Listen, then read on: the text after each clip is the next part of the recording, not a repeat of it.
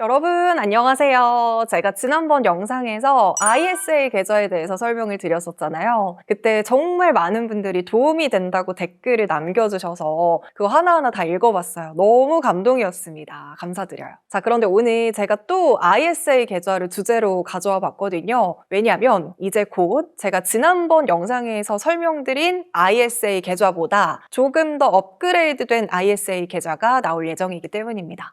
기존과 비교해서 어떤 점이 달라졌고 장단점은 무엇이 있는지 알아보겠습니다. 자, 일단 제가 지난번 영상에서 말씀드린 ISA 계좌의 특징을 빠르게 다시 한번 정리를 해볼게요. 기존의 ISA 핵심은 크게 세 가지였습니다. 첫 번째, 한 계좌 안에서 예적금, 펀드, ETF, 주식 같은 다양한 금융상품을 담아서 운용할 수 있는 통합 계좌다라는 점이고요. 두 번째, 수익이 났을 때는 일반형은 200만 원까지, 서민형은 400만 원까지 비과세 혜택을 받을 수 있다라는 점이었습니다. 그리고 세 번째, 의무 보유 기간은 3년이고 납입한 돈은 연간 2천만 원이다 라고 말씀을 드리면서 ISA 계좌는 투자도 하면서 절세도 할 수 있는 만능 통장이다 라고 설명을 드렸습니다. 자, 그런데 여기서 한계가 있었어요. 절세 혜택은 굉장히 좋습니다. 하지만 생각보다 한도가 크지 않다는 점과 사회 초년생들이 적극적으로 재산을 불리기 위해서는 조금 더 강력한 혜택이 필요하다라는 점에 대해서 계속 이야기가 사실 나오고 있었어요. 더불어서 정부는 국내 자본시장으로 장기 투자 자금을 더 끌어와야 된다라는 정책적인 필요성도 같이 느끼고 있었죠. 자, 지금 개인 투자자들의 자금은 여전히 미국 주식이나 해외 ETF로 많이 향하고 있잖아요. 개인의 입장에서는 수익이 나는 곳에 투자를 하는 것이 굉장히 당연한 일이지만 또 정부의 입장에서는 국내 산업을 키우고 국내 기업으로 장기 자금이 흘러가고 자본시장이 더 건강하게 성장하려면 개인 투자자들의 금융자산이 국내 투자로도 일정 부분 연결될 필요가 있다는 겁니다. 즉, 개인의 자산 형성과 국가 경제의 성장 흐름을 연결시키는 금융상품이 필요하고 그 대안으로 나온 정부의 방향성이 오늘의 주제, 바로 생산적 금융 ISA입니다. 어렵게 생각하실 필요는 없습니다. 생산적 금융 ISA는 쉽게 말해서 국내 투자에 참여하면 혜택을 더 주는 정책형 ISA라고 보시면 되겠습니다.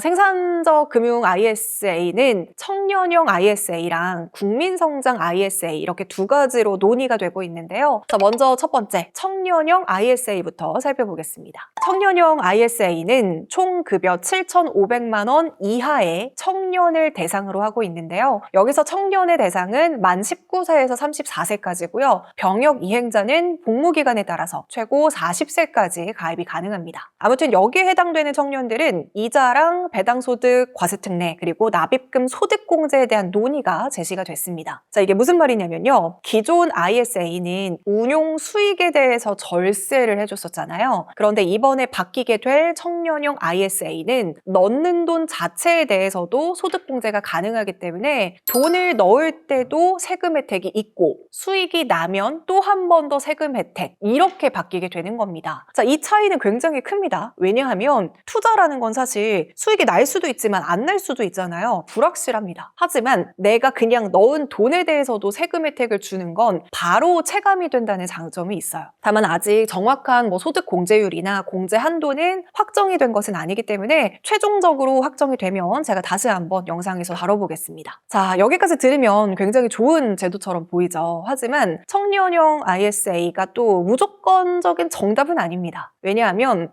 혜택이 있는 만큼 제한도 있기 때문이에요. 자, 일단 첫 번째는 해외 ETF 투자 비중 제한 가능성입니다. 아직 확정된 내용은 아니지만 이 생산적 금융 ISA의 핵심 목적 자체가 국내 투자 활성화이기 때문에 이 계좌 안에서 담을 수 있는 자산이 국내 주식이나 국내 ETF 중심으로 제한될 수도 있고요. 해외 ETF 비중이 축소될 가능성도 계속 거론이 되고 있습니다. 자, 이게 뭘 의미하는 거냐면 여러분들이 좋아하시는 S&P 500이나 나스닥 ETF 위주로 투자하시는 분들에게는 이 계좌가 오히려 제약이 될 수도 있어서 단순히 혜택만 보고 접근할 게 아니라 내 투자 스타일이 국내 중심인지 아니면 글로벌 중심인지 이걸 먼저 따져보는 게 중요할 것 같아요. 자, 그리고 두 번째 제약은요. 청년 미래적금 같은 다른 청년 금융상품과의 중복 가입이 제한될 가능성이 있습니다. 청년 미래 적금은요, 원금이 보장되고 정부 지원이 붙는 안정형 상품이고요. 청년형 ISA는 투자에 절세 혜택이 붙는 투자형 상품입니다. 자, 그러면 정부 입장에서는 이 두 개를 다 가입하게 해서 혜택을 중복으로 가져가는 구조보다는 둘 중에 하나를 선택하게 해서 집중적으로 혜택을 받게 만드는 것이 정책 목적에 조금 더 맞습니다. 그래서 이 두 계좌의 특징을 명확하게 알고 나에게 맞는 걸로 선택을 하시는 게 중요해요. 청년형 ISA는 앞서도 말씀드렸지만 세금을 깎아주면서 투자를 하라고 만든 계좌입니다. 반면에 청년 미래 적금은 정부가 돈을 얹어주는 고금리 적금이에요. 원금이 보장이 되고 정부 지원금이 붙으면 최대 12% 수준의 혜택이 가능하다는 점이 특징입니다. 월 50만 원의 납입 한도가 있고 소득 6천만 원 이하라는 조건이 붙긴 해요. 그리고 이자 소득은 비과세고요. 그래서 청년 미래 적금의 핵심은 안정적으로 돈을 모으는 계좌라는 것에 초점이 맞춰져 있어요. 그래서 청년형 ISA는 투자를 하면서 돈을 계속해서 굴려나가는 상품이고, 이제 적금 같은 경우에는 돈을 안정적으로 모으는 상품이기 때문에 나의 투자 스타일에 적합한 상품을 선택하시는 게 중요합니다. 자, 그럼 여기까지 청년형 ISA를 설명드렸고요. 이제 또 하나 같이 논의되고 있는 게 있습니다. 바로 국민성장 ISA도 있다고 앞서서 말씀드렸죠. 자, 국민성장 ISA는 누구나 가입이 가능한 상품입니다. 자, 이 국민성장 ISA를 한마디로 정리하면 국내 투자에 집중하면 더 큰 혜택을 주겠다는 정책형 ISA인데요. 이 청년형 ISA가 청년층 자산 형성에 초점이 맞춰져 있었다면 국민성장 ISA는 그보다 더 큰 그림에서의 국내 산업 그리고 자본시장 성장에 자금을 유입시키는 역할을 하는 구조입니다. 자, 개인의 돈이 예적금이나 단기 자금에 머무르게 하는 것이 아니라 국내 기업, 미래 성장 산업으로 흘러가게 만들겠다. 이 방향인 거죠. 그래서 국민성장 ISA는 국내 주식, 국내 ETF, 국내 펀드 등 국내 자산 중심으로 운용되도록 설계될 가능성이 높습니다. 그리고 그 대신 기존 ISA보다 더 강한 혜택이 붙을 수 있다는 얘기도 같이 나오고 있어요.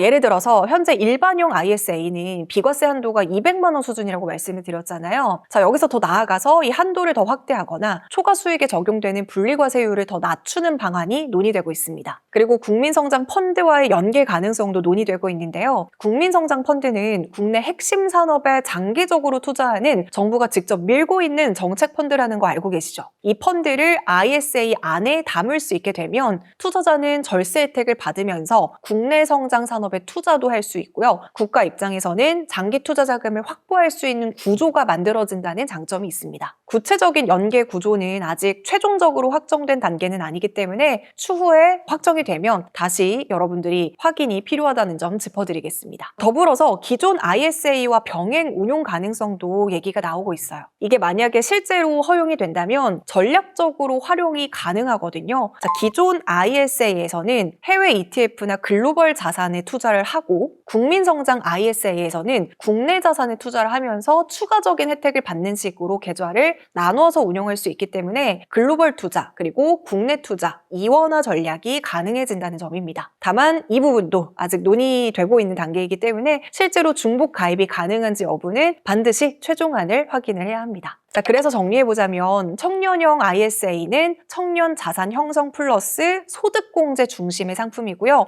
국민성장 ISA는 국내 투자 활성화 플러스 절세 강화 상품이라고 보시면 되겠습니다. 자, 중요한 것은 ISA 계좌의 본질은 결국 투자 계좌이기 때문에 말씀드린 것처럼 혜택이 늘어나기는 했어도 원금이 보장되거나 손실이 줄어드는 개념은 아니라는 점 꼭 기억해 주시고요. 정식 출시가 되면 정확한 내용을 다시 담아서 저희가 영상으로 한번 만들어 보도록 하겠습니다. 네, 오늘 영상이 도움이 되셨다면 좋아요 버튼 꾹 눌러주시고요. 앞으로도 더 도움이 되는 영상으로 다시 찾아오도록 하겠습니다. 안녕!